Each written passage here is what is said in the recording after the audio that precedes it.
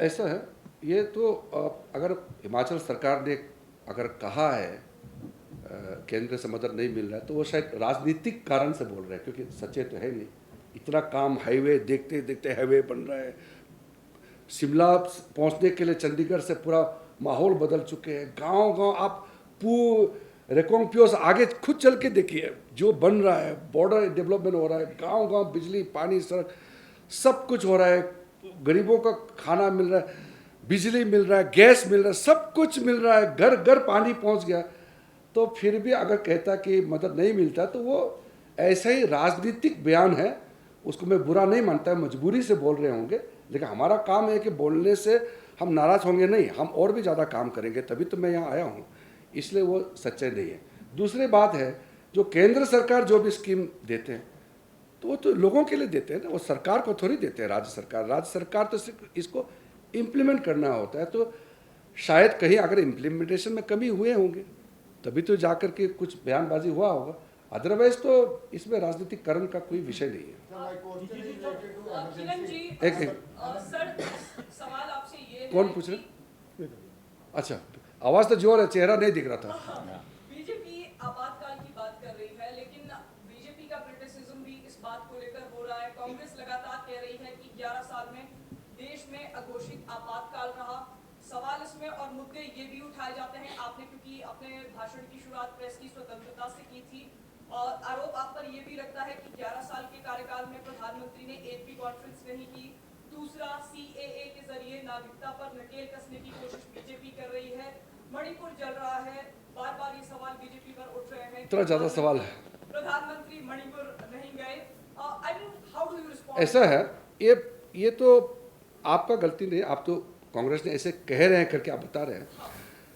इसमें देखिए, सुबह उठते ही सोशल मीडिया, प्रेस और हर तरीके से सरकार को, प्रधानमंत्री को ये लोग गाली देने शुरू कर देते हैं। रात तक जब तक बिस्तर में नहीं जाएंगे तब तक गाली देते हैं। तो आपातकाल कहाँ है? इतना बोलने का आज़ादी है, दिन भर गाली देते रहते हैं। और एक प्रथा हो गया, जो सबसे ज़्यादा बोलता है और वही कहते हैं कि बोलने का आज़ादी नहीं है।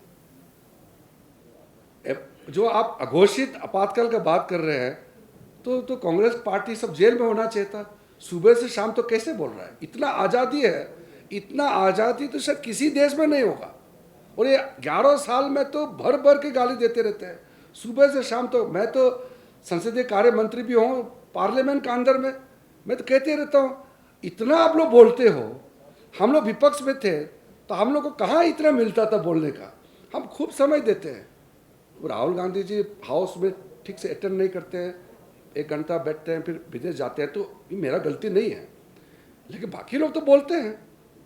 तो इसलिए ये जो रेटोरिकल जो स्टेटमेंट है, पॉलिटिकल जिसको बोलते हैं, वो बिल्कुल लोकतंत्र में हम मना नहीं कर सकते हैं बोलते हुए, लेकिन ये सही नहीं है।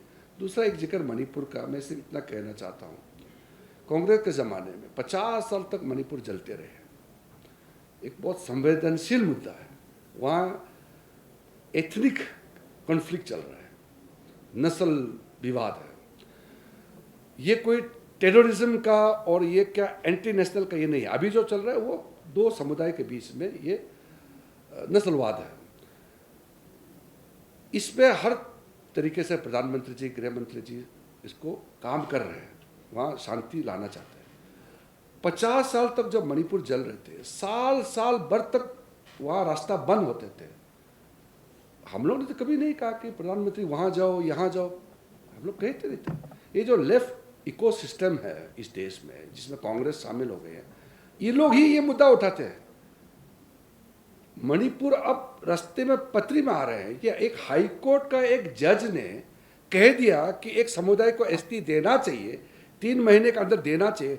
उसके बाद हिंसा भड़के, भारत सरकार का विरोध नहीं, वो जजमेंट को लेकर के फिर 2 समुदाय के बीच में ये किया, तो उसका बहुत ही अनफॉर्चुनेट है। इसको प्रधानमंत्री जी का राजनीतिक से जोड़ना, ये कांग्रेस को ये सब नहीं करना चाहिए। अब धीरे धीरे मणिपुर शांति के पथ पर चल रहे हैं।